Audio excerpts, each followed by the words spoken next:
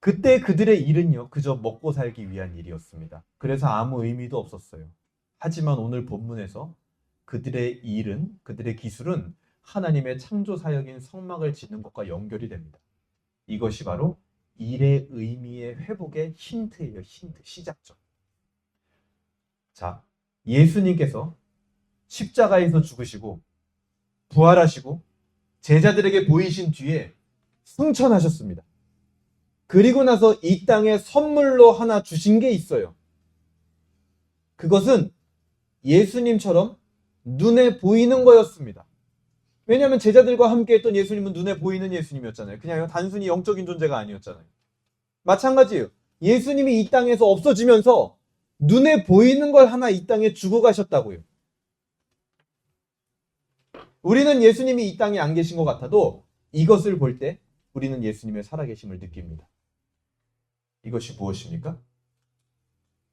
교회예요. 교회. 예수님이 승천하시고 이 땅에 선물로 주신 것. 그래서 우리가 불안하지 않도록 하시는 것. 예수님의 거룩과 능력이 나타나는 것. 예수님의 몸된 교회를 주셨다. 예수님은 진실로 정말 자기가 말한 그대로 성전을 허무시고 사흘 만에 교회를 세우신 것. 교회는 예수님의 부활을 통해서 예수님이 직접 세우신 거예요. 그래서 교회는 하나님의 영이 행하시는 새로운 창조 사역을 이어받게 되는 겁니다. 오늘날 하나님께서는 교회로 성도들을 부르십니다. 그 안에서 성도가 성전과 교회로 세워져 가게 하시는 거예요. 그래서 우리가 하는 일의 의미가 그때 교회 안으로 들어와서 교회를 세우는 일에 동참되어질 때 우리가 하는 일도 의미가 회복이 될 수 있다는 거예요. 부살렐에 가지고 있었던 기술의 의미, 일의 의미가 성막 건설에 동참할 때 드디어 발견됐던 것처럼 우리가 삶에서 하는 작고 큰 일들이 하나님께 영광을 돌리는 교회를 세우는 일과 연결이 될 때 우리의 일의 의미도 회복될 수 있다는 겁니다. 그렇게 예수 그리스도의 몸된 교회를 통하여 우리의 일의 의미는 비로소 회복되는 겁니다. 이것이 바로 예수 그리스도라는 복음이 오늘날 우리에게 주는 선물이에요. 그리스도인들에게. 그리스도인들은 그냥 의미 없이 일하며 살라 그런 게 아니에요. 너희가 하는 일들, 제가 분명히 말씀드립니다.